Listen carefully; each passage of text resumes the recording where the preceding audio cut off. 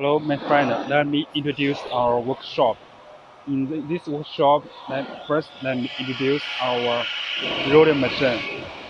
You can see our rolling machine. This is rolling machine to rolling the bracing, rolling for bracing. And the next one is a rolling machine for the box beam.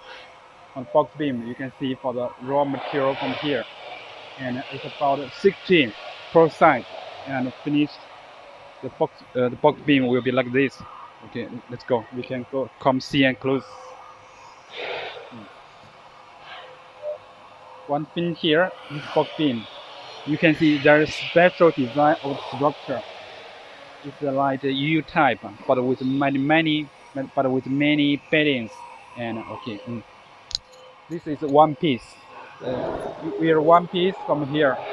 For example, 2.7 meter at the corner here, and the two pieces of box beam will be embraced together, and with this rolling machine. Once this rolling machine will be embraced together, we make it very strong. And once so, on, um, from this process, it will finish two box beam embraced together, and make sure it's very strong. And also our PLC will stand by over there to check each one. Okay.